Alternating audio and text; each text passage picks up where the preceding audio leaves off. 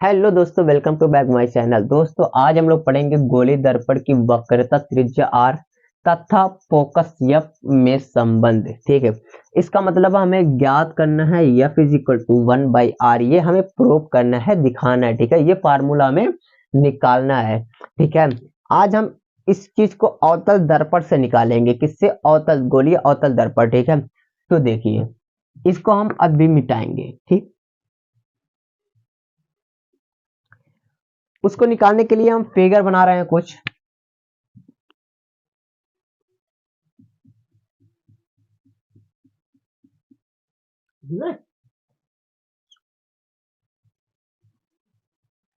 ठीक, ये आपका ध्रुव P है, यहाँ आपका केंद्र C है। ठीक, यहाँ आपका फोकस EF है।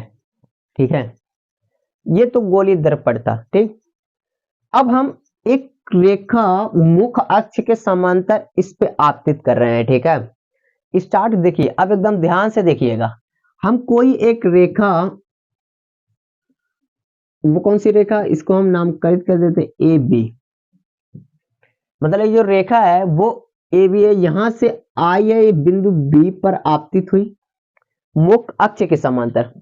अब परावर्तन के पश्चात कहां से जाएगी? जब मुख्य अक्ष के समांतर आई है तो परावर्तन के पश्चात कहां से जाएगी? मुख्य फोकस से जाएगी, ये तो पता है। ठीक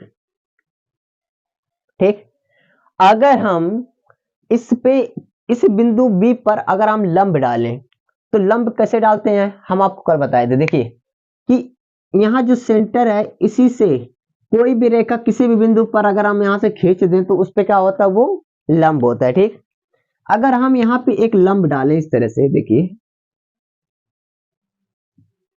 ठीक, तब एक कोण ये बना और एक कोण ये बना बना। और आप पढ़े होंगे कि यहां से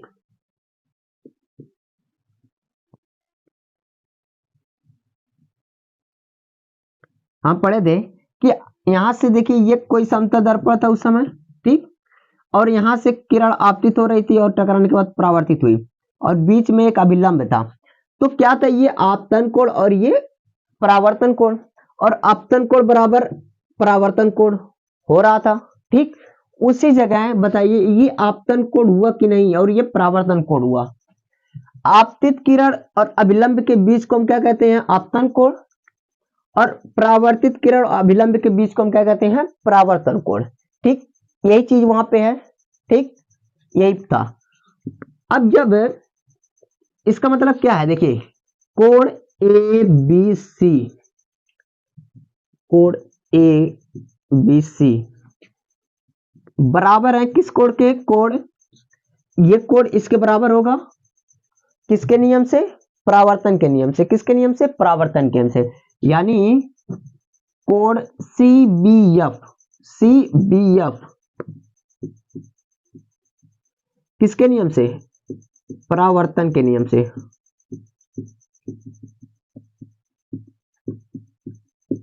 ठीक, किसके नियम से हुआ? ये परावर्तन के नियम से।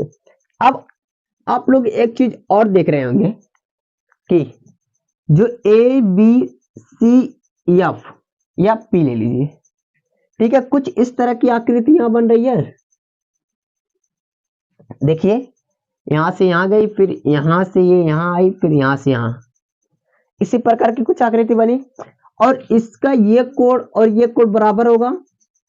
क्यों बराबर होगा? क्योंकि एकांतर कोण है। कौन सा कोण है? एकांतर कोण। समझ में आया? ये एकांतर कोण की वजह से ये दोनों बराबर होंगे। इसका मतलब इस कोण के बराबर ये कोण होगा। ठीक, लिख दीजिए कोण किसका? ABC बराबर कोण, ये कोण बराबर है इस कोण के, यानी BCF।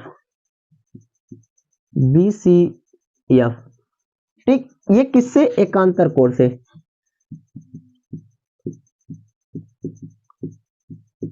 ठीक, ये किससे था? एकांतर कोण था, ये चीज था। ठीक है, यहां तक हो गया। अब देखिए अगर त्रिभुज के दो कोण समान है तो उसके सामने की भुजा भी बराबर होती है।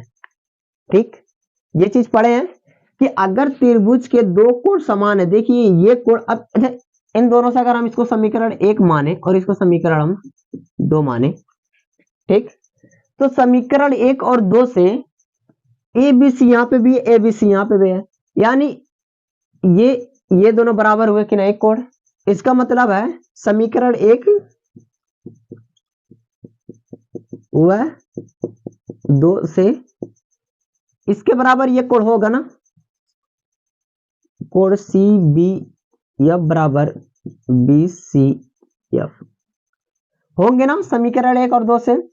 ए बी सी बराबर ये है, ए बी सी बराबर ये है, इसका मतलब इसके बराबर ये होगा, ठीक। आपको यहां से इतना मिल गया कि नहीं, ये कोण इस कोण के बराबर, ठीक।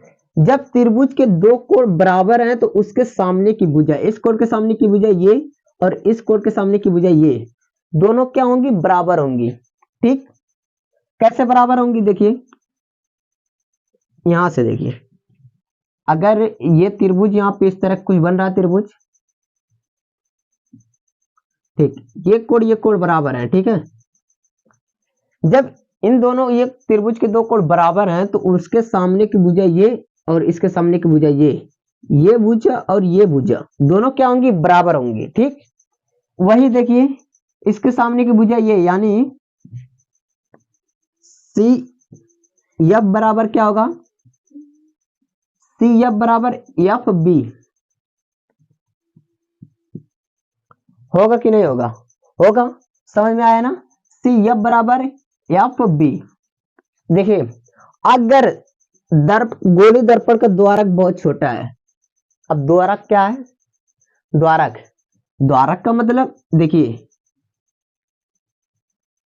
यहां से इसको मिला दिए, गोली दर्पण के इस सिरा से इस सिरा को मिला दिया जाए, M1 हम बताए थे, यहाँ M2 इसको दर्शाते हैं M1 M2 से, तो ये चीजें हमें प्राप्त हुई, ये चीज ये क्या है, द्वारक, ठीक, ये द्वारक है। अगर गोली दर्पण का द्वारक छोटा है तो जो ध्रुव है वो बिंदु P के निकट होगा, किसके निकट होगा, जो बिंदु P है वो ध्रुव के निकट होगा, इसलिए हम मान लेंगे, लिख देंगे, अगर यही लिखेंगे, यदि गोलीय दर्पण के द्वारक, गोली दर्पण का द्वारक छोटा है तो क्या होगा, ये चीज है, यानी एफ बी बराबर एफ पी हो जाएगा, एफ बी बराबर एफ पी, ठीक। ये तो इसके वजह से हुआ। अब आप देखिए यहाँ एफ बी बराबर सी एफ और एफ बी बराबर एफ पी। अब यहां से इसको हम समीकरण अगर 3 माने और इसको हम 4 माने तो समीकरण और 3 और 4 से क्या मिलेगा आपको, समीकरण 3 व 4 से, समीकरण 4 से क्या मिलेगा आपको, सी एफ बराबर एफ पी, सी एफ बराबर एफ पी, मतलब ये इतनी भुजा इसके बराबर है, ठीक है। यानी यहां से यहां तक की जो दूरी है वही दूरी यहां से यहां तक की है, यहां आपका प्रूफ हो गया, ठीक। अब देखिए, अब अगर बात करी जाए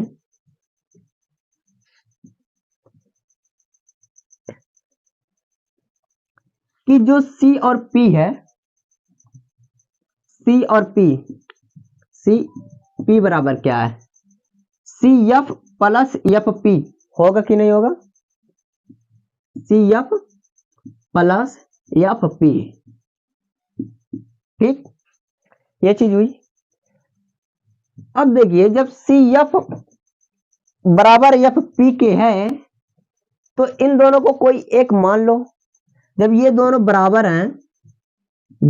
हैं तो इन्हें हम कुछ भी मान ले, एफ पी मान लेते हैं इसी को, यानी सी एफ बराबर एक एफ पी, यहाँ एफ पी लिख दें प्लस एफ पी दोनों को एक चीज मान रहे हैं, ठीक है। इसलिए या तो यहाँ अगर हम ना लिखें तो इसी बगल में दिखा देंगे, ये लिख देंगे कि सी एफ बराबर एफ पी। क्योंकि सी एफ बराबर एफ पी इसलिए सी पी बराबर 2 एफ पी। ये दोनों जब बराबर है तो एक ये जुड़ के 2 हो जाएगा, 2 एफ और पी। अब आपसे बताए थे कि मुख्य फोकस और ध्रुव के बीच की दूरी को क्या कहते हैं, फोकस दूरी एफ, और सी और पी के बीच की दूरी क्या होती है, हमारी आर होती है, त्रिज्या, वक्रता त्रिज्या। यानी सीपी बराबर हमारा क्या है, वक्रता त्रिज्या, यानी वक्रता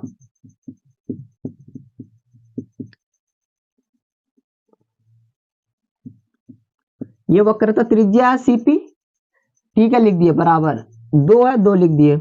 एफ पी क्या है, जो फोकस और ध्रुव के बीच की जो दूरी होती है वो क्या होती है, हमारा फोकस दूरी, यानी एफ, ठीक। अब देखिए वक्रता त्रिज्या आर बराबर 2f, यहां आर बराबर 2f मिल गया,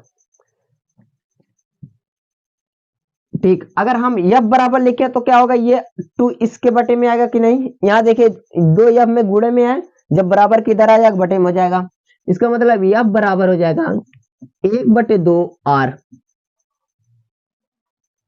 प्रूफ हुआ कि नहीं हुआ, प्रूफ हो गया। देखिए ये मिल गया ना आपको, f बराबर 1/2 आर, ठीक। यही चीज हमें प्रूफ करना था। और गोलीय दर्पण की वक्रता त्रिज्या आर तथा फोकस एफ में संबंध आपको मिल गया, ठीक। अब दोबारा से सुनिए, ठीक है, इस चीज को आप दोबारा से सुन लीजिए। देखिए हमने पहले एक चित्र बनाया, एक अवतल दर्पण बनाया, ठीक, और उसमें हमने एक ध्रुव था, ध्रुव रख दिया, या फोकस रख दिया, केंद्र रख दिया, मुख अक्ष बना दिया, ठीक है, ये चीज हमने बना दी पहले। उसके बाद हमने एक किरण कोई ए और बी थी, मतलब इसको आपतित कराया परावर्तक पृष्ठ गोलीय दर्पण के परावर्तक पृष्ठ पर। जब जिस बिंदु पे हमने आपतित कराया उसे वही बिंदु बी है, ठीक। और वहां से जब मुख्य अक्ष के समांतर है तो परावर्तन के पश्चात एफ से होकर आएगी, ठीक है, एफ से होकर आएगी। तो जब वहां से एफ से होकर चली आई, अब हमने बिंदु बी पर एक लंब डाला, और लंब कैसे, केंद्र से कोई भी रेखा अगर उस बिंदु पे डाल दिया जाए, किसी भी बिंदु पे डाल दिया जाए, अगर हम यहां से इसको चाहें तो यहां से इस तरह इस पे डाल दें तो इस पे लंब हो जाएगा, ठीक। तो हमने कहा बिंदु बी पर लंब डाला, और जब अभिलंब डाला, एक ये अभिलंब है, ठीक है, तो क्या हुआ, यहां से देखिए आपतित किरण तथा अभिलंब के बीच में क्या होगा, आपतन कोण आई, और जो अभिलंब और परावर्तित किरण के बीच में क्या होगा, अपवर्तन कोण, सॉरी परावर्तन कोण, परावर्तन कोण होगा। तो क्या हुआ कि जो आपतन कोण बराबर परावर्तन कोण, किसके नियम से, परावर्तन के नियम से, परावर्तन के नियम से पढ़े थे ना, कोण आई बराबर कोण आर, ये चीज हमने पढ़ा है, किस नियम से, परावर्तन के नियम से। इसका मतलब जो कोण ए बी सी है उस किसके बराबर है, सी बी एफ के बराबर, ठीक। ये चीज हमें मिल गई, कोण ए बी सी बराबर बी सी एफ के। अरे सॉरी, यहाँ पे देखिए, अब देखिए जो दूसरा चीज हमारा यहाँ एकांतर कोण का है, यहाँ से ए बी, बी से सी, सी से एफ या पी ले लीजिए, ठीक। आपको दिख रहा होगा यहाँ से इधर जा रहा है, इधर से यहाँ, फिर इधर से इधर। इसका मतलब इस तरह से कुछ आकृति बन रही थी इसकी, तो इसके इस कोण को इस कोण बराबर होगा।